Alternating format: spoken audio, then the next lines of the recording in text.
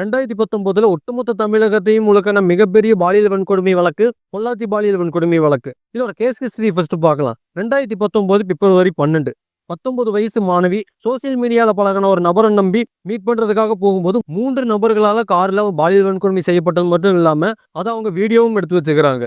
அடுத்து பிப்ரவரி 24 மாணவியோட குடும்பம் போலீஸ்ல புகார் கொடுக்கறாங்க.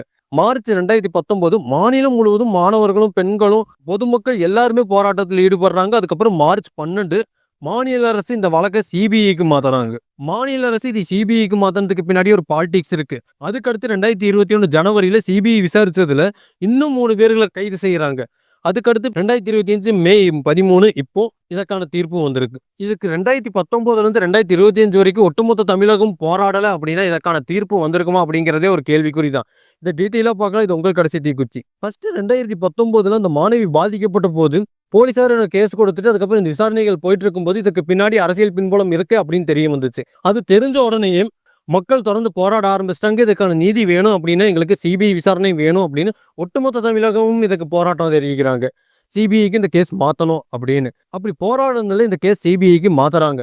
அப்படி சிபிஐக்கு மாத்தினதுக்கு அப்புறம் அந்த அரசியல் பின்புலம் யாரு, அந்த சம்பந்தப்பட்ட அரசியல்வாதிகள் யாரு அப்படின்னா அதுக்கு சம்பந்தப்பட்ட அரசியல்வாதிகள் அதிமுக சார்ந்த அரசியல்வாதிகள் இதுல சம்பந்தப்பட்டிருக்கலாம் அப்படின்னு ஒரு தகவல் சொல்றாங்க. அதுக்கப்புறம் சிபிஐ விசாரிச்சதுல இன்னும் அதிர்ச்சியில் ஆழ்த்துற மாதிரி ஒரு சில தகவல்கள்லாம் வருது.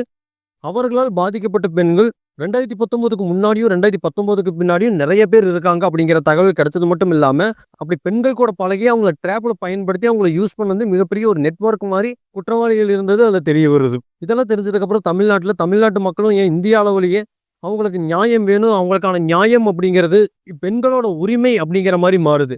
ஜஸ்டிஸ் ஃபார் பொள்ளாச்சி கேர்ள்ஸ் அப்படிங்கிறது நேஷனல் லெவலில் ட்ரெண்ட் ஆகுது. அதுக்கப்புறம் இந்த கேஸ் சீரியஸா எடுத்துட்டு விசாரணை நடத்தி இதற்கான தீர்ப்பு இப்போ 2025 வந்திருக்கு அப்படின்னா இதுக்கு நடுவில் எத்தனையோ சவால்கள் சந்திச்சிருக்கிறாங்க. இது ஆல்ரெடி சொன்ன மாதிரி இது பாலிடிக்ஸ் ஓரியன்ட் தான். என்னதான் இது பாலிடிக்ஸ் ஓரியன்ட் அப்படின்னாலும் இதற்கான நீதி வந்திருக்கிறதோ இப்போ பார்க்கும்போது நியாயமா பண்ணியிருக்கிறாங்க அப்படிங்கிற மாதிரி இருக்குது. இப்போ சிபிஐ விசாரிச்சதுல 9 பேர் இதுல குற்றவாளிகளை அறிவிச்சு அவங்களை கைது பண்ணி இருக்கிறாங்க.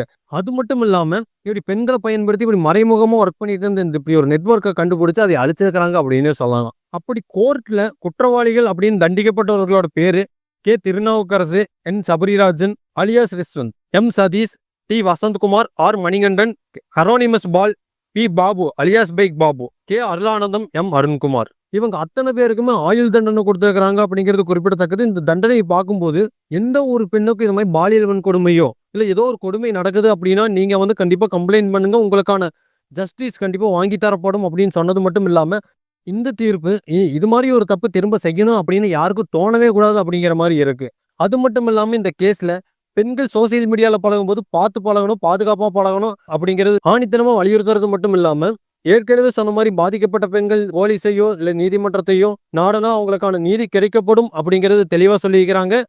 இந்த ஜட்ஜ்மெண்ட்டை ஒவ்வொரு பெண்களும் கொண்டாடணும். அது மட்டும் இல்லாம இந்த வழக்கை இனி அனைத்து ஆண்களுக்கும் அனைத்து பெண்களுக்கும் முன்மாதிரியா இருக்கணும். அப்படியே இதுக்கு பின்னாடி ஏதாவது பாலிடிக்ஸ் இருந்ததுன்னா அதுவும் தெரிஞ்சதுன்னா நல்லா இருக்கும். இது உங்கள் கடைசி தீக்குச்சி.